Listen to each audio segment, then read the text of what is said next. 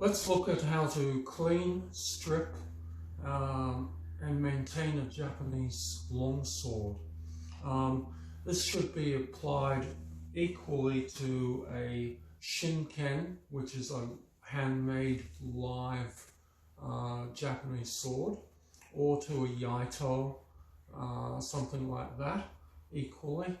Although presumably with a Iaito you're not pulling it apart very often, but it should all be quite interchangeable. I use a Shinken in training because I do Iaijutsu, well, we don't use a Iaito really in Iaijutsu. I don't know very many people who do, at least after a beginner's sort of level, anyway. And so yeah, I will show you my Shinken. So the first thing I do is I pick it up and I make a Joden movement, which is to bring it up in front of my forehead, and so. And this is just saying hello to the sword in a sense, and paying respect to everyone in the room, etc. If you're in a room with a bunch of people, etc. If you do that, it's a good thing when you touch your sword, as well as for yourself when you're alone. Do this, pay respect to the sword. I'll come back to why that is towards the end of the video. So yeah, undo this, free it up, and so. Take the Sagyo in my hand, like so. Now, if I were at someone's home and they were offering to show me their sword and I was taking a look at it, this would all be the same as well. Joden. I'll take this, transfer it to my left hand, move it over, move like so, change, so my hand comes under. Oh, sorry, first of all, break the seal on the sword, change, so my hand comes under, and then gently pull it slowly out, moving the sire away from the sword, okay? If I'm at somebody's home, if it was not my sword, I would usually take it out only about a third of the way, have a look, and then ask them if I can see more. And then move it again another third of the way. Usually a person would probably say to you, oh, you can look at all of it, but that would be the correct way, to just move about a third of the way down the sword each time, looking at it very carefully, being respectful to their sword, and then finally asking if I can see the whole thing, okay? But many people would say to you, no, please look at the whole thing, and so. And then I can look at it like so, hold it up, and so. Now, if there's a room full of other people and we want to all look at the sword, then I would hand it to them like that. My hand at the bottom of the sword. Never like that. This is never with my right hand and never at the top of the sword. That's obviously looks dangerous. I'll always hold it with my left hand. This is and this is a nice neutral position. Or even the middle is okay. But one way or another, a neutral position when you hand the sword over to someone. And that way they can take it in a neutral position from you with their hand.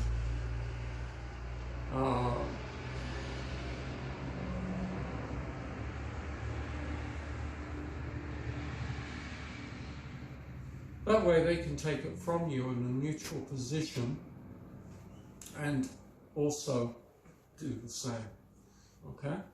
Take it back, the same. okay, and so, okay. When you receive the sword, you would do something like that, okay. A little bow at the shoulders, and you take the sword and look at it, and bow again and hand it back, or hand it to the next person if there's a bunch of people looking at the same sword, etc.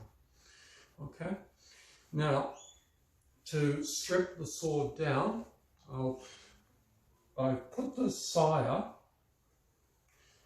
with the butt end of the sire away from me and the mouth of the sire at my hip. The sire is the scabbard of the sword. Then I can lay the sword so that the tip, or near the tip of the sword, is on the sire. That's a good way to do it if you don't have a pillow to or some cloth or something. Another way that people do it sometimes is to fold a piece of cloth and put it under the sword, etc. That's perfectly fine too. But you can find in shops and so forth a specific type of pillow for putting the sword onto so that you don't scratch it, etc.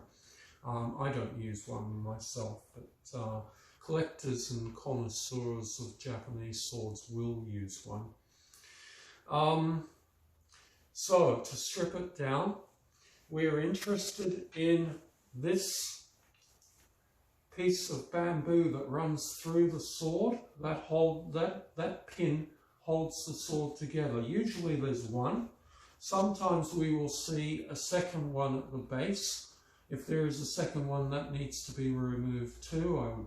I would personally probably remove that one first and then this one second. There's not on my sword 2 pins. And actually there should only actually be one, but that's another conversation. 1 pin is fine, 2 is overkill.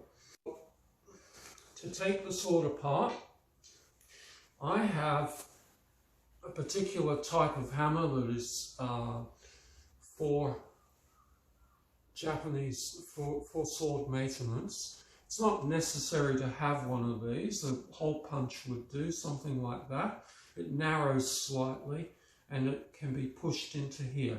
So I have my hand on this side and I push the Mukuge through so it comes out. And now I can remove the pin. The pin is made of bamboo. It's the same sort of bamboo that you make chopsticks from, which is handy when we come to replacing them. Place it down and so. To just talk about replacing a Mukuge pin that's worn out, and they need to be replaced sometimes. I replace mine on a yearly basis for safety purposes. I, for example, would take a chopstick or hashi and put it through this hole and measure at what point does it become absolutely tight and I cannot push it through any further. Then I would mark that off and I will cut the chopstick to the size that I need it to be. Usually they're about 2.5 centimeters, maybe an inch, usually. So there's a little bit projecting from one side, a little bit projecting from the other side. That's absolutely necessary so that it's bridging properly through the sword. It should not be a situation of it's only bridging through one side. It should bridge across both sides of the blade so that it's absolutely safe, etc. Because that has to take a lot of kinetic force through it. And that's why it's made from bamboo and not, sometimes people ask, you know, why would you make such an important part of the sword from bamboo rather than steel or something like that? Well, actually, this will, you can swing and swing and swing until the cows come home, and that will bend, it will crush, but it will never break as such. Not unless it's been extremely, extremely neglected in some horrible way.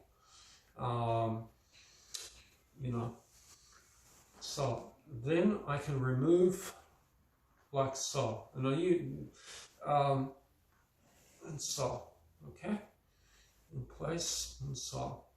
Now, the tongue of a Japanese sword is rusty, or it's bare. If you get a new one, they're sometimes shiny. If you have one that has just been forged, it will be quite clear and shiny. But they should be, if it's an older sword like mine, it will be rusty. And we do not clean this. We do not ruin that rust, because that's quite important to establishing the age and provenance of the sword for collectors and dealers and so forth. If you clean this, you're damaging the value of your sword, so don't ever clean this. You'll notice on a Shinken, there is a signature by the maker. It usually tells his name, and generally the area might say Seki City, for example, or yeah, yes, something like that. And sometimes they will tell a little bit more information. They might even be dated, the year, the era, something like that. Sometimes you will see a stamp that's been applied for the era. On Japanese war swords, swords that were made for the military, sometimes and given to officers from arsenals. Sometimes we will find an arsenal stamp somewhere near the top there, etc., for a war sword, but that's a whole other story in a sense. And yeah, the other side may be empty and like this one. That's usually the case. Sometimes you will also see another inscription, some sort of dedication or proofing from an appraiser or something like that. We see sometimes something like that. Things like that appear. Now my sword is doesn't have anything else to say about it other than all that. And yeah, usually we see one. Sometimes we see two. We may even see three of these holes. And that is an indication that the sword has been shortened during its life. It's been shortened usually. Sometimes occasionally they're lengthened too by welding at the other end, by welding a length of blade onto the other end. That's not a great thing to see, but it does happen sometimes that they've been lengthened as well, because they should be measured, you know, rather like you measure a set of golf clubs to a person, etc. The parts of the sword are loose. This is a seppa. This is made from, that's made from copper. Suga is made, in my case, it's from metal. Sometimes they're copper. And another seppa. There's two on this sword. Sometimes there are 3 or 4 or something like that. I think the most I've ever seen is about 6.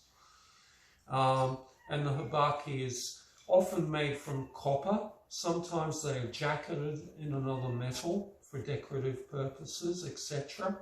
Some swords during the Second World War, during the Pacific War, are also, they have habaki made from silver because of shortages of copper that happened during the Pacific War as an expedient.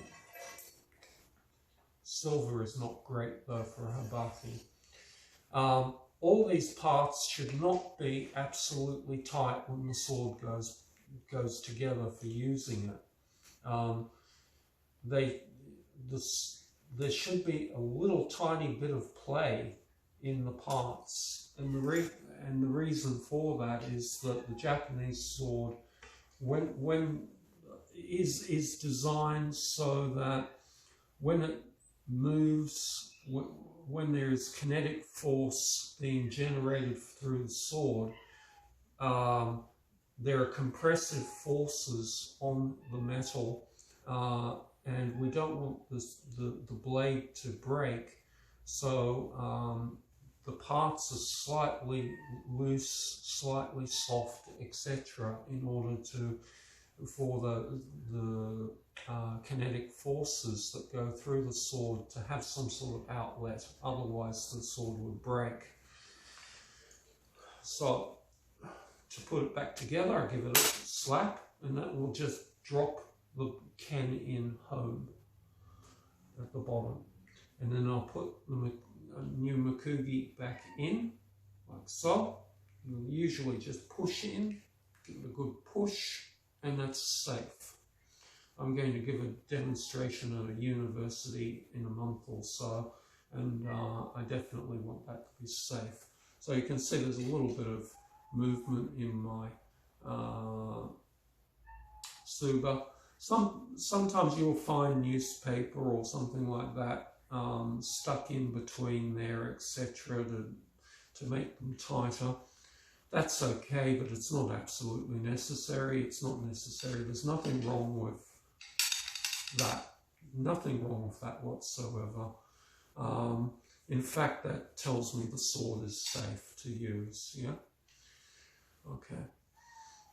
So, to put it back, a reverse of how we took it out.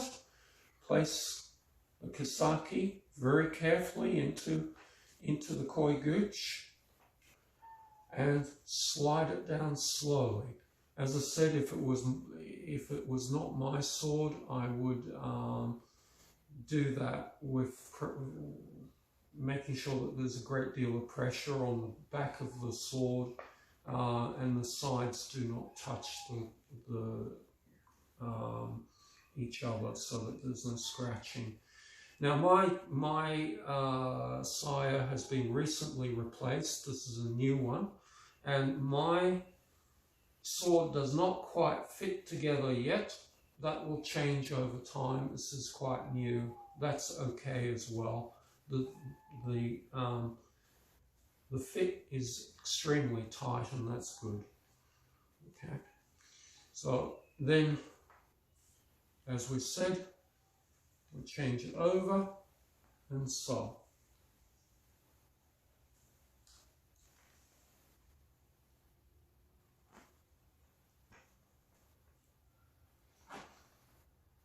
And so.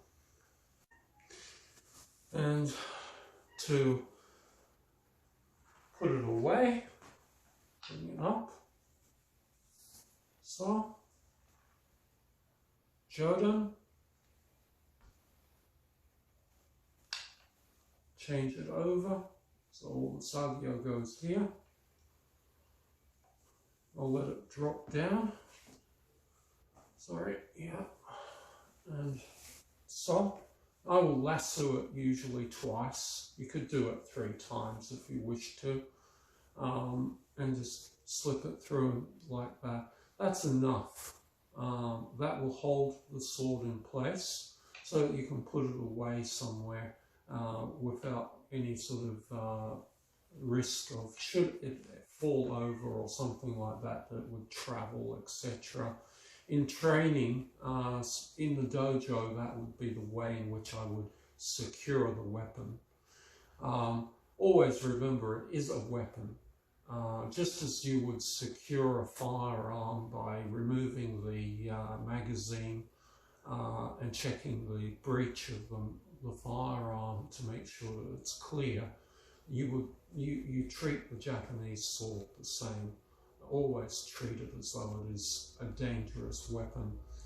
Get into the habit, even if you're using a Iaito, of treating it as though it's always a dangerous weapon. There are accidents that take place. People do sometimes get killed using these. about one fatal accident a year on average in Japan, with usually, well, very interestingly, usually with a Iaito rather than a Shinken. So that shows you how dangerous a thing you're handling it is, because the Iaito isn't even sharp in Japan. They're not allowed to be sharp. It's against the law for a Iaito to be sharp. And still, to manage to, have one fatal accident a year says something about how dangerous a sword just is. And the environment of training just is dangerous. Often those accidents happen with actually not so very much in martial arts themselves, but the people who do sword performances and so forth. It's usually those the tourist things and so forth. Those are usually where the real accidents happen, because those people, they don't know what they're doing really.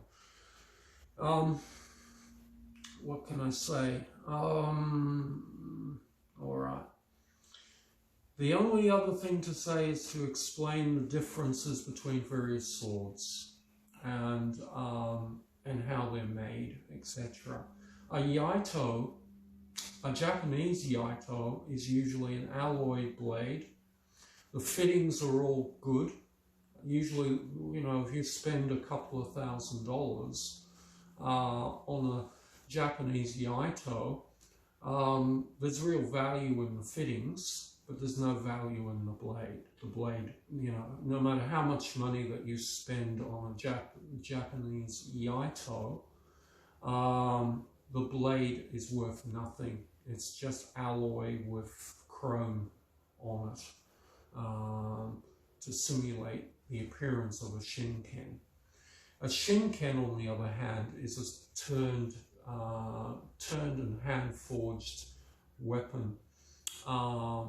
It takes about a week to 2 weeks for the Togi and his apprentices as a team to make your Shinken.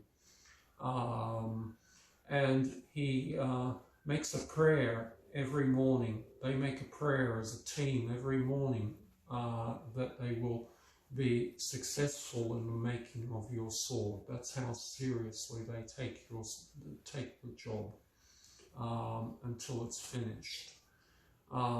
It's a sacred endeavor. It's a very serious endeavor to make a sword, just as it was, for Westerners and Western ancestors, etc. People outside, there are many cultures outside of Japan that have the same sort of respect for the sword as well, in Arabia, in Western Europe, Northern Europe, China, Korea, etc. Respect it as a sword. Don't treat it as an object. It's not like something that you bought at the supermarket.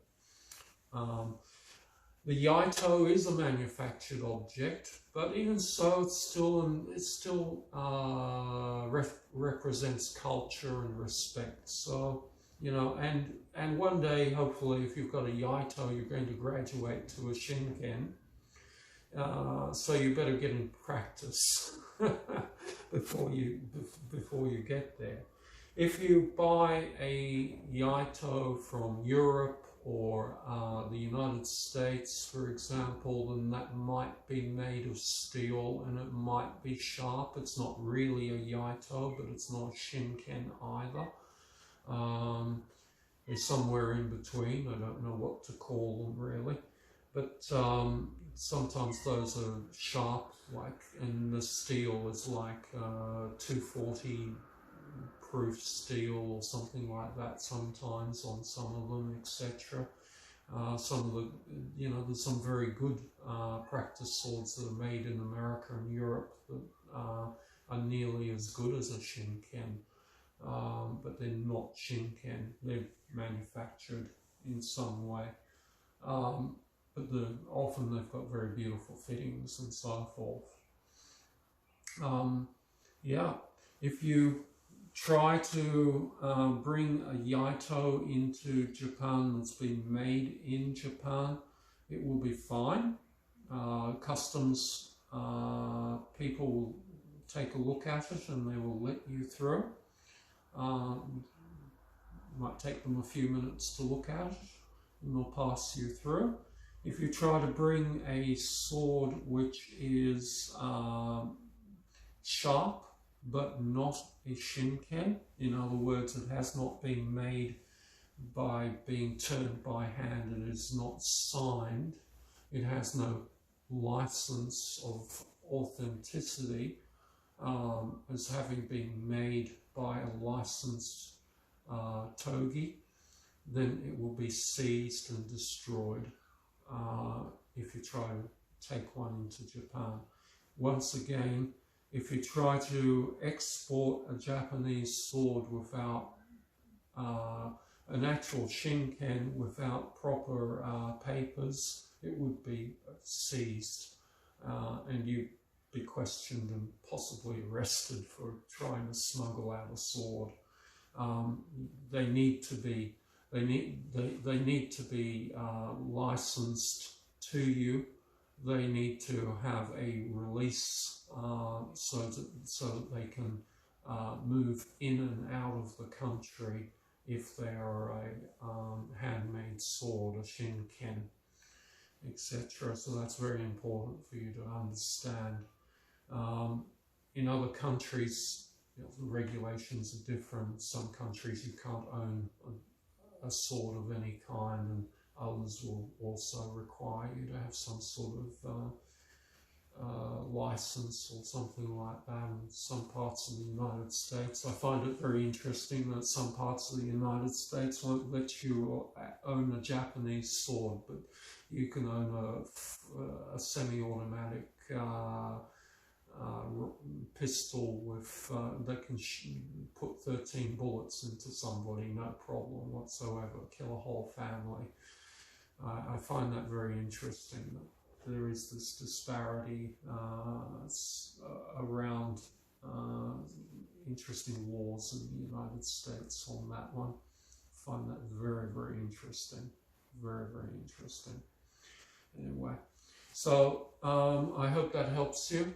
I hope that educates you a little bit about the sword and its importance. This is a culturally important object to many people. Take it seriously. So please like and subscribe, and take a look at the links in the description, and consider joining our virtual dojo and supporting the making of these videos and the making of exclusive content for those of you who want to learn Kenjutsu, Iaijutsu, Bojutsu, Sojutsu from us here. And we look forward to seeing you again. Thank you.